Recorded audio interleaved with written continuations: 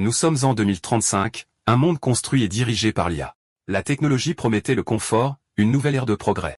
Les usines automatisées ont entièrement remplacé les mains humaines. Puis vint le cerveau, une IA qui a perfectionné l'efficacité. L'humanité a protesté, se battant pour les emplois qu'elle avait perdus. Mais le progrès était implacable, forçant les gens à entrer dans une nouvelle réalité. Ils sont devenus des joueurs dans un jeu mortel pour le divertissement de l'élite. Le prix, richesse, pouvoir et une chance de transcender leur classe.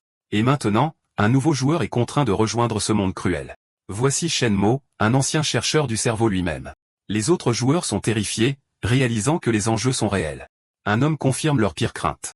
La mort dans le jeu est définitive. Il n'y a pas de déconnexion, pas d'échappatoire aux conséquences. Pour certains, ce jeu mortel est leur seule option restante. Mais pour d'autres, c'est un terrain de jeu sans règles. Et, bien sûr, il y a toujours un gars qui est bien trop excité. Il n'est pas là pour gagner.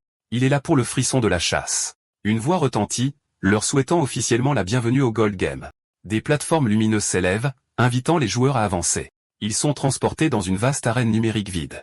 Soudain, une image holographique commence à se matérialiser. Elle se transforme en l'arbitre à l'air joyeux du jeu. Elle se présente comme étant Xiaotu, leur guide pour le jeu. Elle explique que les règles de cette première étape sont simples. D'un claquement de doigts, l'objectif est révélé. Le but, réduire le nombre de survivants à 3 ou moins.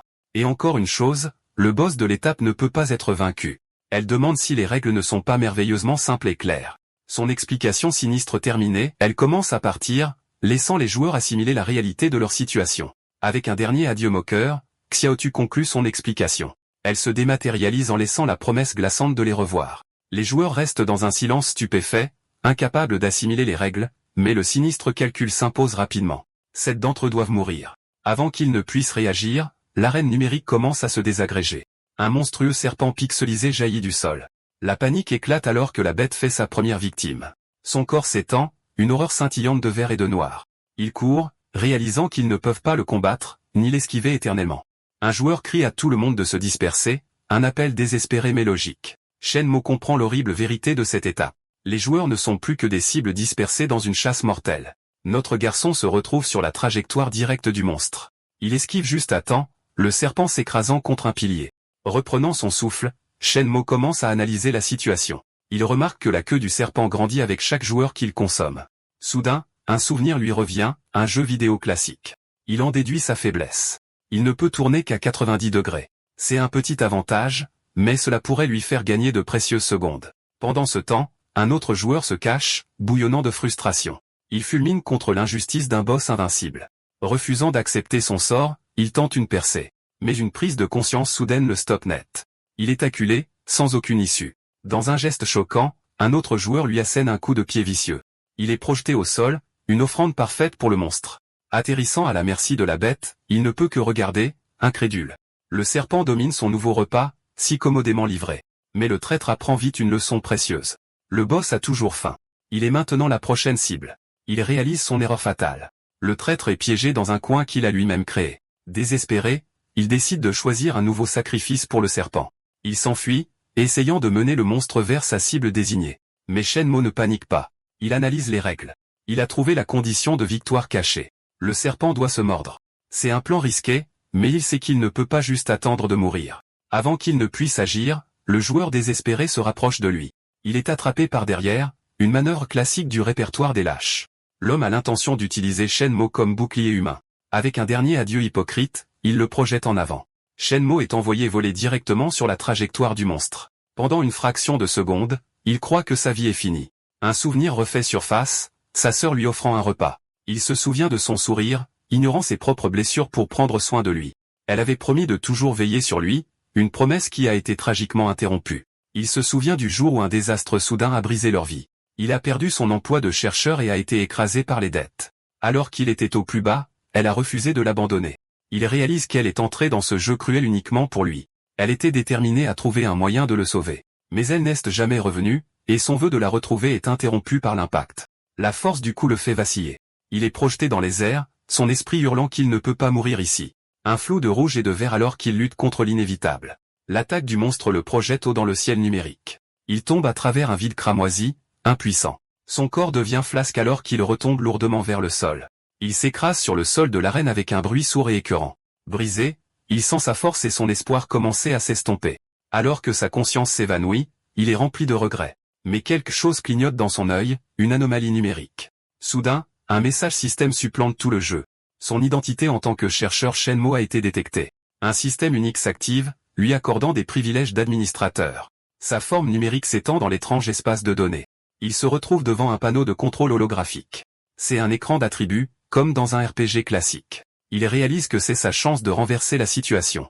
Son premier instinct est de mettre des points en agilité, mais il comprend vite que courir ne résoudra rien. Pour survivre à ça, ce dont il a vraiment besoin, c'est de la force. Il réaffecte tout, maximisant sa statistique de puissance.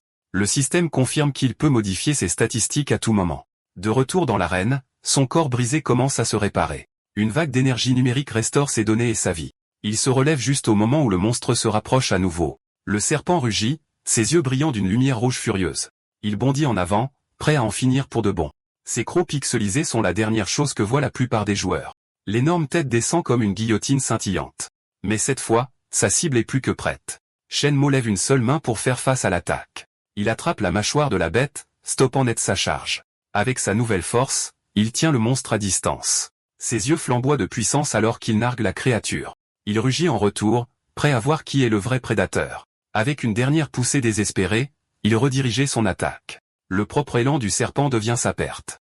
Il force sa tête vers le bas, le faisant mordre son propre corps. L'onde de choc qui en résulte envoie Shenmue voler. Il atterrit lourdement, le sol numérique se fissurant sous lui, mais il est loin d'être brisé, reprenant son souffle avec une concentration froide. Une puissante aura bleue l'entoure maintenant, un témoignage de son nouveau pouvoir. Les autres joueurs ne peuvent que le regarder, se demandant s'il est même humain. Il voit le serpent reculer, confirmant que son attaque a eu un effet.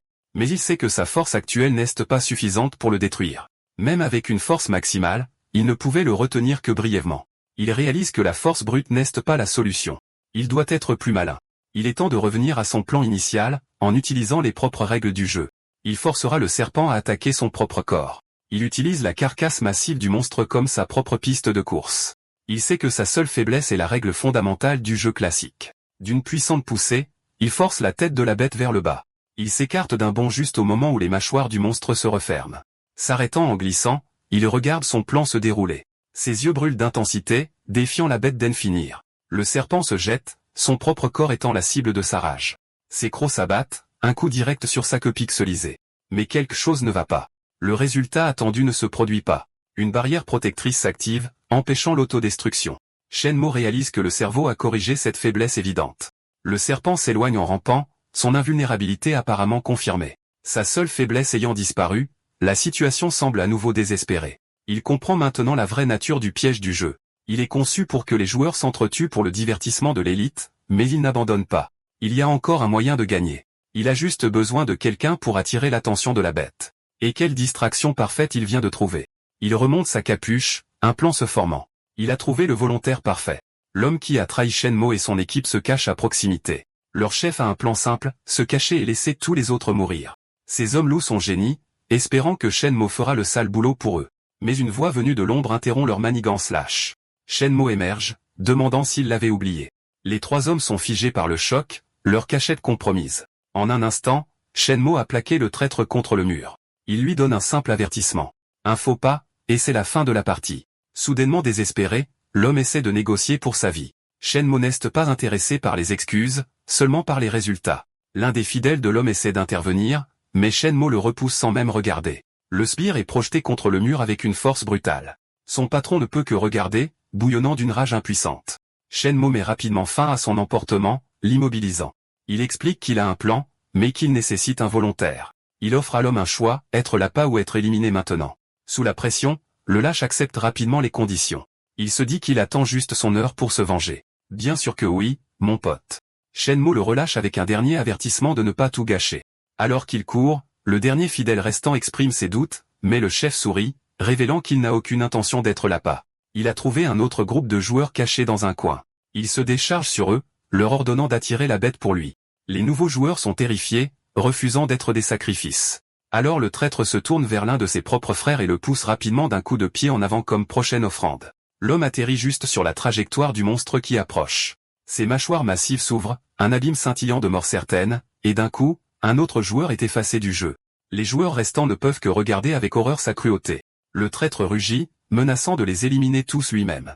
Il leur ordonne de courir pour devenir le nouvel appât du monstre. Mais alors qu'il fuit, il attrape l'une des femmes, l'arrêtant. Il lui dit qu'elle devrait rester avec lui. Sa poigne se resserre, une menace claire et tacite. Il lui propose un marché tordu.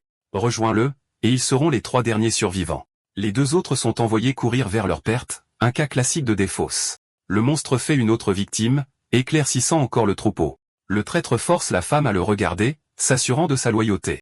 Terrifiée, elle accepte rapidement toutes ses exigences.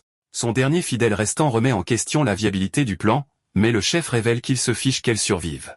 Sa véritable cible est Shenmue, qu'il jure de tuer pour l'humiliation précédente. À ce moment-là, son fidèle crie un avertissement. Le serpent vient vers eux. Le traître a un sourire narquois. C'est l'occasion parfaite pour frapper. Il court vers Shenmue, annonçant qu'ils ont amené la bête comme demandé. Shenmue les regarde approcher, considérant déjà le traître comme un problème à régler. Il explique calmement la condition de victoire simple du jeu classique. Le disciple est plein d'espoir, mais le chef se moque, qualifiant cela d'inutile. Il révèle que le serpent a un bouclier, un fait qu'il a appris à ses dépens, mais Shenmue apparaît derrière lui assénant un coup de poing rapide dans le ventre. Avec un nouveau sentiment d'urgence, le groupe accepte de le suivre. Shenmue les dirige, leur disant de sauter vers le côté intérieur du corps de la bête. Le traître se précipite pour se mettre à l'abri, laissant ses nouveaux alliés derrière lui. La tête du serpent se rapproche tandis que Shenmue regarde son plan se dérouler. Voyant une ouverture, le traître décide qu'il est temps de se retourner contre Shenmue. Mais notre gars a une longueur d'avance, ses yeux brillants d'une énergie bleue. Il se lance dans les airs, déchaînant une puissante vague de données. Le traître ne peut que regarder fixement l'attaque se refléter dans ses yeux terrifiés. Le traître regarde avec incrédulité Shenmue chevaucher la bête. La vague de données frappe le traître avec une force brutale. Il hurle de douleur alors que son bras est déchiqueté par l'explosion. Mais l'attaque n'était pas seulement pour lui. C'était pour le serpent. Son corps pixelisé commence à se fissurer sous la pression. Le monstre rugit, sentant enfin le picotement d'une véritable attaque. Le traître gît vaincu au sol, maudissant le nom de Shenmue. Il jure que ce n'est pas fini, promettant de faire payer notre gars. Un message système apparaît. Shenmue a gagné un niveau. Il a également débloqué un succès caché, chasseur de serpents. Mais il est perplexe. Son attaque aurait dû être fatale. Il réalise avec une horreur naissante que la bête est toujours en vie. À ce moment-là, Xiaotu réapparaît sous un tonnerre d'applaudissements. Elle félicite les 4 survivants d'avoir terminé le niveau. Elle annonce que le meilleur joueur recevra un bonus spécial. Les autres joueurs vérifient leurs propres statistiques, une petite récompense pour leur survie. Le traître est choqué de voir son bras mutilé se régénérer. Il sourit en réalisant qu'une montée de niveau est une guérison complète. Comme c'est pratique. Mais le jeu n'est pas terminé. Xiaotu propose une mission cachée. Elle explique que le choix sera décidé à la majorité. La récompense pour cette mission, une compétence unique et puissante. Elle leur met la pression, qualifiant cela de chance unique. Un compte à rebours d'1 minute commence, forçant une décision rapide. Le traître sait qu'avoir une compétence change tout, mais Shenmue analyse déjà l'offre, y voyant un piège. Il comprend le véritable objectif du système, attirer les joueurs dans des jeux plus mortels. Sa conclusion est simple, faire le contraire de ce qu'ils veulent. Les autres survivants sont rapidement d'accord, voulant sortir de ce cauchemar. L'expression de Xiaotu devient froide, son sourire a disparu. Elle leur rappelle les récompenses, non seulement des objets en jeu mais aussi de la richesse dans le monde réel. Avec un soupir condescendant, Xiaotu semble accepter leur décision. Elle annonce qu'avec 3 joueurs refusant, le jeu est maintenant terminé. Le traître fulmine, furieux d'avoir perdu sa chance d'obtenir une compétence. Il est obsédé par le pouvoir qu'il aurait pu avoir, le pouvoir d'écraser Shenmue. D'un mouvement soudain, il attrape son dernier disciple, faisant une promesse creuse. D'un craquement brutal, il élimine son propre homme sans la moindre hésitation. Les joueurs restants ne peuvent que regarder, abasourdis et silencieux. La femme regarde avec horreur la cruauté désinvolte du traître. Un message système confirme que la mission cachée est en cours d'activation. Eh bien, c'est une façon d'obtenir un vote majoritaire. Shenmue réalise que le traître a forcé la mission en réduisant le nombre de joueurs. Le sol de l'arène commence à se briser et à se reformer autour d'eux. Le monde numérique s'effondre, se préparant pour la prochaine étape. Le boss serpent original se divise, devenant 2 entités distinctes. Les 3 survivants sont maintenant piégés entre 2 monstres gigantesques. Un gros plan révèle l'œil rougeoyant du serpent et ses écailles pixelisées. Les serpents jumeaux rugissent, leurs gueules grandes ouvertes pour une attaque. Le système annonce officiellement le début de Hell entre aux myriades de serpents. Xiaotu réapparaît avec un chronomètre de 10 minutes, promettant des récompenses pour la survie. Elle se moque d'eux, ravie que leur désunion ait activé le niveau caché. Elle réfléchit à la façon dont l'avidité humaine est toujours leur propre perte. Elle regarde avec un sourire suffisant, convaincue qu'ils se détruiront eux-mêmes. Le traître se ressaisit, déterminé à survivre pendant 10 minutes. Shenmue sait qu'il n'a plus de temps. Être encerclé signifie une mort certaine. Comme par un signal, d'innombrables serpents plus petits commencent à envahir l'arène. Mais les petits serpents se traversent simplement les uns les autres, incapables d'attaquer. Shenmue réalise que le mécanisme de protection empêche les serpents de s'autodétruire. Il en déduit que cette mission n'est qu'une extension de la première, avec les mêmes règles de base. Il sait que sa seule chance est de faire en sorte que les deux grands serpents se dévorent mutuellement. Pendant ce temps, le traître attrape la femme, prévoyant déjà de l'utiliser comme bouclier, un vrai gentleman. Mais un écran de statistiques se reflète dans ses yeux. Elle n'est peut-être pas si impuissante après tout. Mais la femme a d'autres plans, lui assénant un coup sec. Elle le pousse directement dans les seins, sa patience étant finalement à bout. Il est dévoré par les serpents, hurlant à propos de ses efforts gaspillés. Elle se détourne, sachant qu'on ne peut pas faire confiance à un homme qui tue les siens. Une main désespérée sort de la masse grouillante. Le traître la supplie de lui laisser la vie sauve, lui promettant tout et n'importe quoi, mais elle écrase sa main sous son talon, scellant son destin. Il a dû choisir la mauvaise personne à qui s'en prendre. Dans un dernier effort, il l'attrape, refusant de mourir seul. Il jure de l'emmener avec lui alors que les serpents se rapprochent. Et c'est ainsi que les deux derniers joueurs sont éliminés du jeu. Pendant ce temps, Shenmue exécute son propre plan, bien plus intelligent. Il a réalisé que le seul endroit serait sur les monstres eux-mêmes. Il saute entre les deux têtes massives dans un pari à haut risque. Il plonge directement sur la trajectoire de l'une des bêtes. Ses mâchoires se referment, mais il les maintient ouvertes de l'intérieur.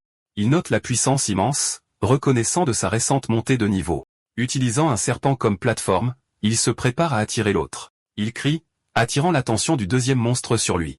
L'autre serpent se jette en avant, visant la gueule ouverte de son jumeau. Shenmue s'écarte d'un bond à la dernière seconde possible.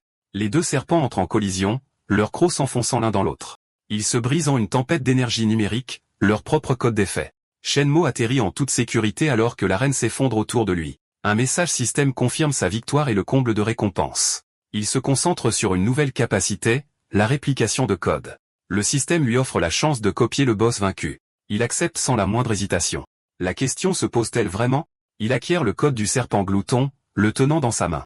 Un sourire confiant se dessine sur son visage. Il a une nouvelle arme. Xiaotu réapparaît, félicitant l'unique survivant du jeu. Shenmue réalise que le jeu est un processus de sélection pour le cerveau. Il se souvient d'un détail crucial concernant les arbitres du jeu. Ils sont des fragments de l'autorité du cerveau, et il peut les chasser. Xiaotu essaie d'attirer son attention, ignorant ses sombres intentions. Avec sa nouvelle arme en main, il donne un ordre simple. Le serpent glouton se matérialise, dominant le guide terrifié. Elle panique, criant qu'il triche. Apparemment, les règles sont pour les autres, mais ses protestations sont interrompues lorsque la bête la dévore entièrement. Une notification du système confirme qu'il a acquis une fraction du pouvoir du cerveau. Il avait raison. Maintenant, il n'a plus qu'à chasser les autres sans se faire découvrir. Pour l'instant, cependant, sa forme numérique commence à se déconnecter du jeu. Shenmue se réveille en sursaut dans le calme de sa propre chambre. Il arrache le casque VR de sa tête, haletant pour reprendre son souffle. Il s'assoit, la réalité de sa survie s'imposant lentement à lui. Ses pensées se tournent immédiatement vers sa sœur. A-t-elle enduré la même horreur? Il attrape son téléphone, désespéré d'avoir des nouvelles. Un message confirme sa victoire et un énorme prix en argent provenant des dons du livestream. Il se moque du montant, réalisant pourquoi tant de gens sont attirés dans ce monde mortel. Mais l'argent ne signifie rien. Il affiche rapidement un contact. Il essaie d'appeler sa sœur, mais la ligne est coupée. L'appel reste sans réponse, son inquiétude grandissant à chaque seconde qui passe. Il s'effondre sur son lit, fixant le plafond, se demandant où elle pourrait être. Sa frustration se transforme rapidement en une sombre détermination.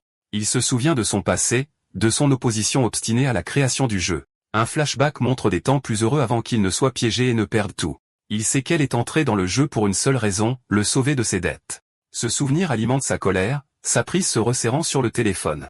Elle a disparu après lui avoir envoyé de l'argent, mais il a une piste. Elle est toujours dans le jeu. Il n'y a plus de temps à perdre. Il doit y retourner. Il fait un vœu solennel.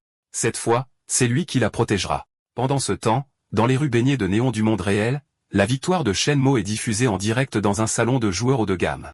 Quelques joueurs vétérans le remarquent, impressionnés qu'ils connaissent la faiblesse du serpent. Le chef du groupe, Tianquan, aime le style impitoyable de Shenmue et envisage de le recruter.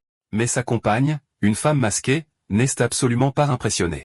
La vice-capitaine, Fei Ying, se moque de la faible qualité des nouveaux joueurs. Elle déclare qu'aucun d'entre eux n'est digne de rejoindre leur équipe. Son capitaine ne peut que rire de ses standards incroyablement élevés. Il la taquine en disant qu'elle est le cauchemar des débutants, mais elle ne s'y pas. Pour elle, ce sera toujours la qualité avant la quantité. De retour dans son appartement, le téléphone de Shenmue se met soudain à sonner. Il répond avec prudence en demandant qui est à l'appareil. Ses yeux s'écarquillent de choc à la voix à l'autre bout du fil. L'interlocuteur a des nouvelles de la personne qu'il recherche.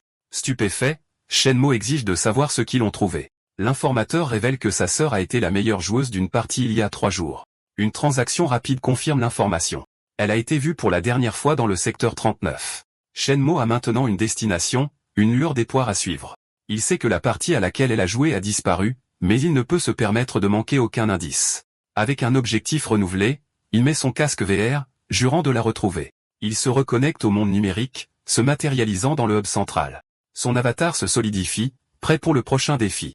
Un message système lui rappelle qu'il a 7 jours pour rejoindre une autre partie. Pas de vacances dans ce métier, apparemment. Il se moque des conditions de l'entreprise, jouer à leur jeu ou payer un prix impossible.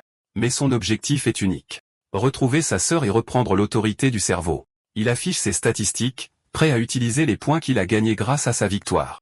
Il décide de donner la priorité à la force et à l'agilité pour maximiser ses chances de survie. Il investit ses points dans ses statistiques physiques, augmentant considérablement sa puissance. Une vague d'énergie bleue le traverse alors que l'amélioration prend effet. Mais alors qu'il termine, il remarque une nouvelle option sur son écran, la colonne des compétences.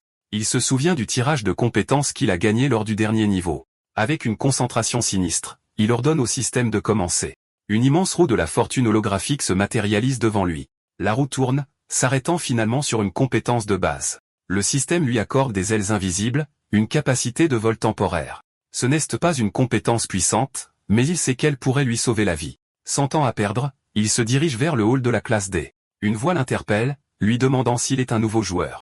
Shenmue se retourne, peu impressionné par l'attitude amicale de l'homme. L'homme propose de faire équipe, affirmant qu'il est aussi un débutant. Il suggère une partie sur de classe E, promettant qu'elle ne sera pas dangereuse, mais Shenmue refuse, révélant qu'il vise une instance de classe D. L'homme est stupéfait, l'interpellant alors qu'il s'éloigne.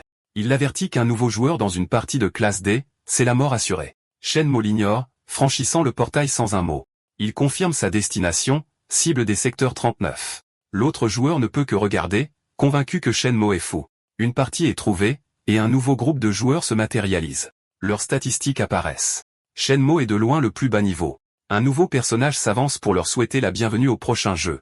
Elle se présente comme Xiaowa, la jeune fille du système. Encore une guide joyeuse. Ça ne présage rien de bon. Elle explique que toute la zone est un champ de mine avec 30 explosifs cachés. Pour gagner, ils doivent soit trouver, soit faire exploser chacune d'entre elles. Shenmue reconnaît la configuration, mais sait que ce ne sera pas si simple. Xiao Yi confirme ses soupçons, ajoutant une touche cruelle aux règles. Toutes les 5 minutes, au moins un joueur doit explorer une case. S'il échoue, toute l'équipe en subira les conséquences. Les mines exploseront au hasard jusqu'à ce qu'il n'en reste plus, mais elles leur offrent une petite chance de survivre. Explorer les cases peut aussi révéler des objets de soutien utiles. Avec un dernier souhait de réussite hypocrite, Xiao Yi s'enfonce dans un portail, espérant qu'il soit encore en vie à son retour. Elle disparaît, laissant les joueurs seuls dans l'arène mortelle. Un joueur se moque, pensant que ce n'est qu'un simple jeu de démineurs. Mais un autre souligne le défaut évident. Les premiers pas sont un pari total. Shenmue sent que quelque chose ne va pas. Cela semble trop simple pour un jeu de classe D. L'attention des autres joueurs se tourne vers lui, voyant le débutant comme un handicap. Un homme en costume s'avance, faisant taire la foule avec une proposition. Il suggère qu'il tire au sort pour décider de l'ordre, sans possibilité de refus. De cette façon, affirme-t-il, même le débutant ne les ralentira pas. Il le soumet au vote, son autorité étant déjà établie. Ses partisans le soutiennent rapidement, menaçant quiconque n'est pas d'accord. Shenmue voit l'homme pour le tyran qu'il est, mais admet que le plan empêche le chaos. Pour feindre l'équité, le chef propose d'utiliser la loterie du système. Mais il cache un secret, une compétence qui lui permet de truquer n'importe quel jeu de hasard. Il tire miraculeusement le numéro 1, se portant volontaire pour ouvrir la voie. Quel type? Les autres sont méfiants mais décident qu'il vaut mieux ne pas s'en faire un ennemi. Il s'avance avec confiance, choisissant sa case de départ. Il pose sa main sur la case, l'activant. La case révèle un numéro, confirmant que c'est un endroit sûr. Il se tient seul sur le vaste damier vide. Il feint la déception et appelle le joueur suivant à s'avancer. La joueuse suivante, une femme en rouge, est terrifiée par le risque aléatoire. Elle demande désespérément si quelqu'un veut échanger sa place, mais personne ne veut prendre le risque, lui disant de se dépêcher. Frustrée et effrayée, elle se prépare à jouer son tour. Mais le privilège d'administrateur de Shenmue s'active, révélant un indice caché. Il essaie d'accéder à plus de données, mais son autorité est encore trop faible. Il se concentre sur le seul indice qu'il a.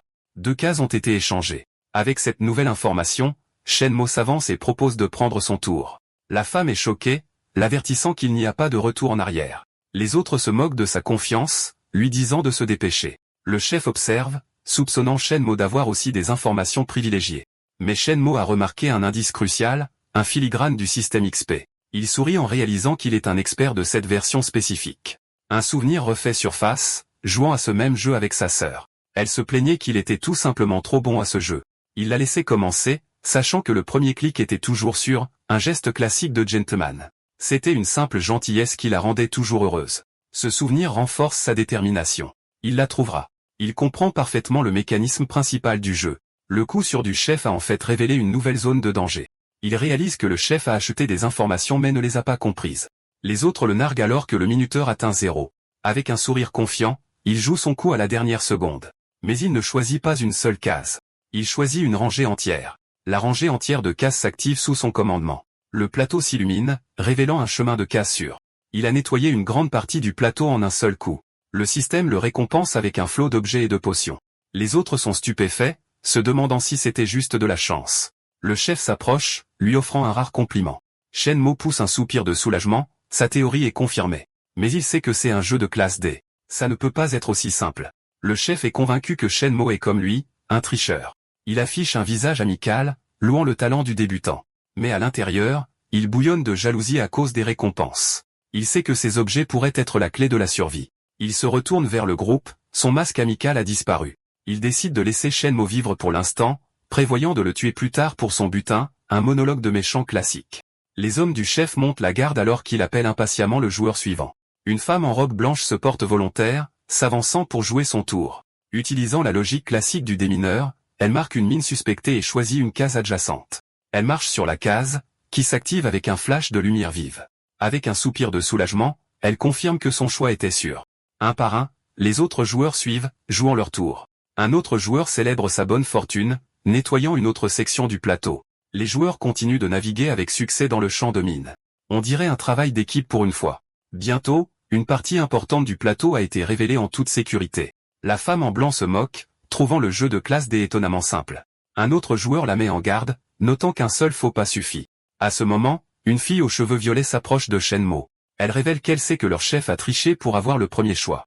Shenmue écoute, son expression indéchiffrable. Il rejette l'idée, disant que l'homme a simplement exploité une faille dans les règles. La fille est d'accord, mais trouve toujours l'arrogance du chef exaspérante. Elle se présente comme Jiachiyu et propose une alliance à Shenmue. Mais Shenmue est méfiant, lui rappelant que la confiance est un handicap dans un jeu de mort. Elle admet qu'elle espérait juste un partenaire, se souvenant d'un jeu précédent. Elle lui parle d'une ancienne coéquipière, une fille qui était incroyablement forte. Elle se souvient seulement que la fille avait les cheveux blonds et était la joueuse la plus fiable qu'elle ait jamais rencontrée. Les yeux de Shenmue s'écarquillent. Il réalise qu'elle pourrait parler de sa sœur. Il l'attrape, demandant désespérément une description plus détaillée. Embarrassée, elle dit qu'elle n'a pas bien vu mais pense que sa description est correcte. Leur conversation est interrompue par le chef qui les interrompt. Il leur ordonne d'arrêter de parler, leur rappelant que c'est le tour de quelqu'un d'autre. La femme en rouge est paralysée par la peur, incapable de choisir parmi les cases restantes. Les autres regardent, sachant qu'une seule erreur pourrait être la fin pour eux tous. Un énorme minuteur de 30 secondes apparaît, ajoutant à la pression.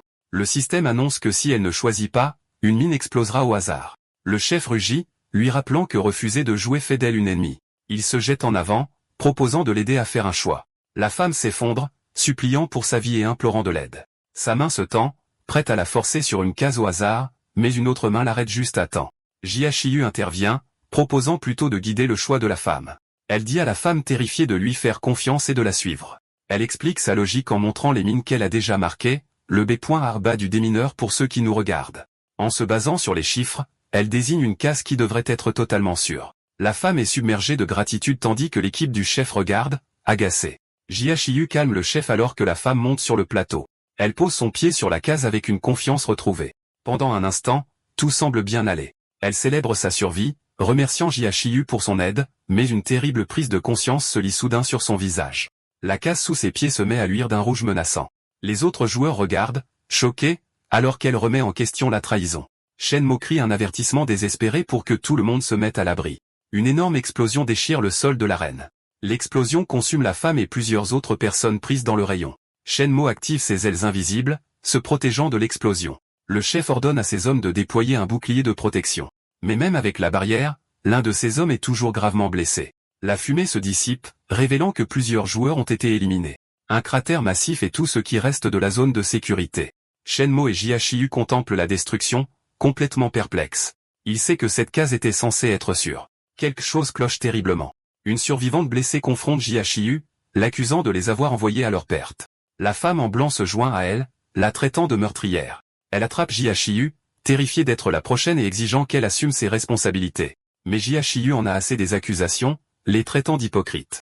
Elle leur rappelle qu'ils étaient tous d'accord avec sa logique et qu'ils cherchent juste un bouc émissaire. Shenmue, cependant, sait que son calcul était juste. Le problème est quelque chose qu'ils ne peuvent pas voir. Il rejoue le moment dans son esprit, certain que la case aurait dû être sûre. Il scannait le plateau, convaincu d'avoir manqué une pièce cruciale du puzzle. Et puis, dans un éclair de génie, il le voit. Il réalise avec une horreur grandissante que les chiffres sur le plateau ont changé. Mais les autres joueurs ont déjà rendu leur verdict, se préparant à éliminer Jiaxiyu.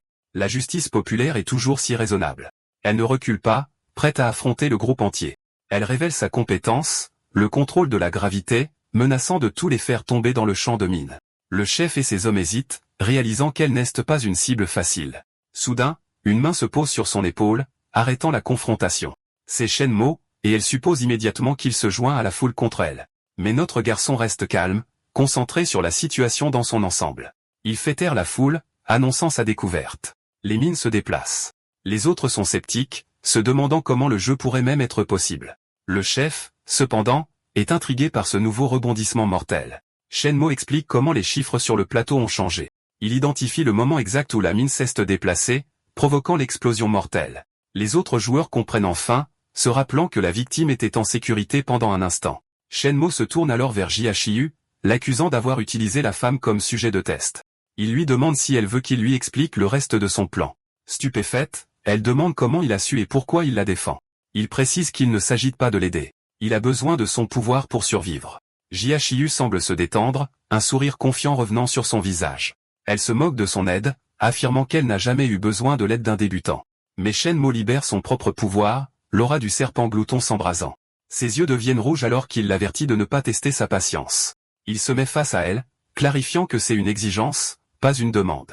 Submergée, elle réalise que ce débutant est bien plus dangereux qu'il n'y paraît. Elle réalise qu'avec les informations qu'il veut, il est peu probable qu'il la trahisse. Son attitude change instantanément, offrant de l'aider par souci d'équité. Elle révèle sa compétence, œil céleste, qui a des utilisations limitées par partie. Le chef et ses hommes se moquent, doutant de la mémoire de Shenmue concernant les chiffres. Mais Shenmue est certain, déclarant que son expérience en tant que programmeur le rend sûr de lui.